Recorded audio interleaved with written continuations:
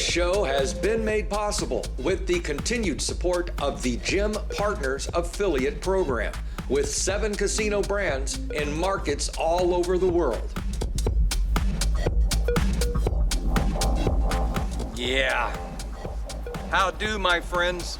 Thanks for taking a few moments to stream another edition of APCW Perspectives. And this week I have a special show for you. As usually, we have several stories we're following out of the United Kingdom, but such is not the case for this video, as things are relatively quiet in Britain.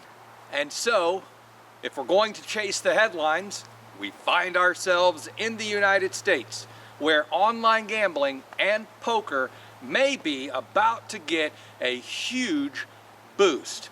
It appears that the U.S. Department of Justice has given up their fight to criminalize our industry.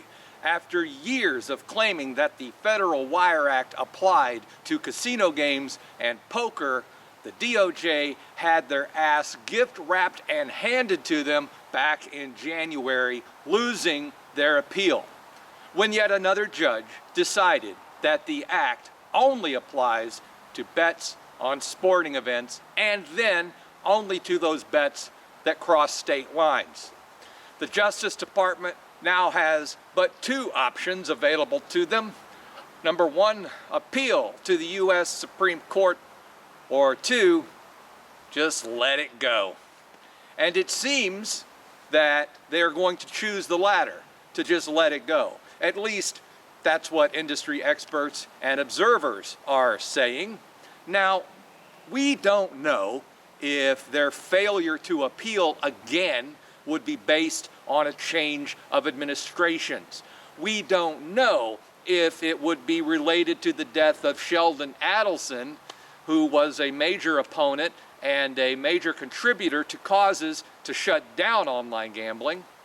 We don't know if finally, perhaps through some weird twist of fate, logic prevailed in the minds of those running the Justice Department. But we do know that their decision not to appeal this fight would have enormous implications for the business of online gambling in America, especially for web-based poker, as the only federal prohibition to an interstate online poker network would be removed at that point. In fact, as far as I can tell with my non-attorney spokesperson mind, there would be no federal law stopping players anywhere in America from playing at legal, regulated online casinos and poker sites, even if they were in other states. Of course, I say that with a little asterisk beside it, because there are underlying state laws that could throw a monkey wrench into your plans. Laws like up here in Washington State, where basically anything profitable or fun is strictly prohibited. Unless, of course, you work for the government or you're on tribal land.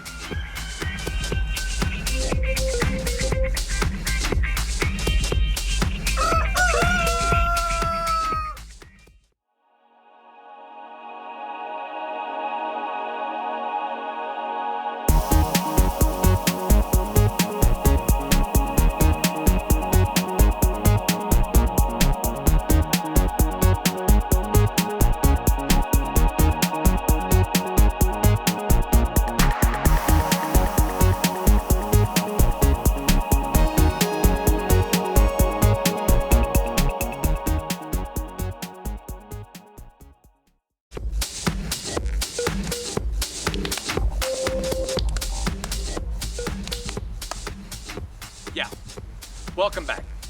As the online gambling industry in the United States picks up speed and continues to grow, it is expected, it is only natural that there would be some bumps in the road. After all, I believe it was my great-great-grandpappy who once sat me down, looked me in the eye and said, "Boy, mo money, mo problems." I think it was Uncle Biggie that said that. Or maybe I just heard it on the radio. We don't know for sure. But what's important is that it's true. And in America, we're already starting to see growing pains as the state of Tennessee just suspended the license of the Action 24/7 Sportsbook over money laundering concerns. It seems that a player attempted to make 185 deposits over a short period of time using 7 different credit cards that didn't have his name on them for a total of about $37,000 plus. And then, of course, after very little gameplay, he wanted to withdraw the funds. Somewhat suspicious, if I do say so myself. However, Action 24/7 froze the account and reported the activity to the regulator, and their reward? The loss of their license. Well, there's some incentive for trying to do the right thing. Of course, we don't know all the details which led to the decision to suspend the license, but we do know that the Action 24/7 operator has now sued the regulator, the Tennessee Lottery, claiming they overstepped their authority by taking the actions they did before a formal vote could be cast, and that the regulator refused to even listen to their position on this matter.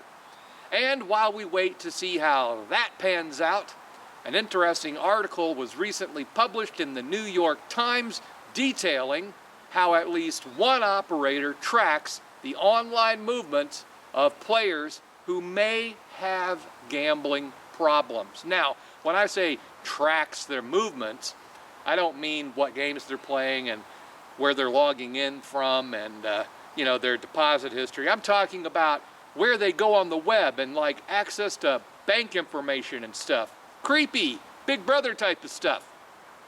And once they have that information, this operator allegedly assigns them a monetary value, to make sure they keep playing, and then specifically sends them marketing offers catered to that player, that potential player with the gambling problem.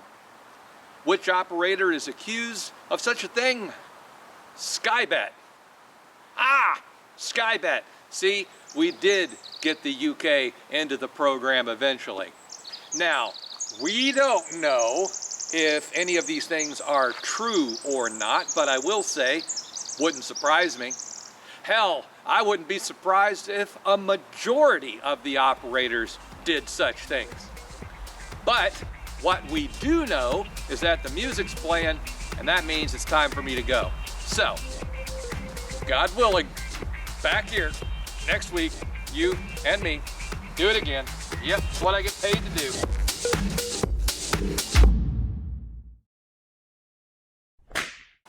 But what's important is that it's true. F***ing roosters.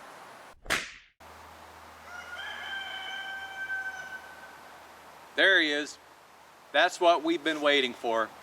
You really can't start the show unless you have a rooster crowing in the background.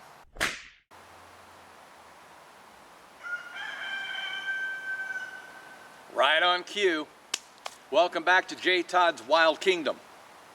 Not that chickens are that wild. It's not like we have, feral herd of chicken running about the countryside. Whatever.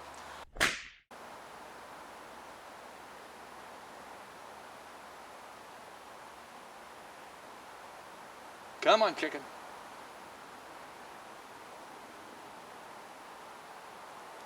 Come on, bird. Yeah, when you're waiting for them to do it, they won't do it. It's only when you're talking in the show, trying to film it, that's when they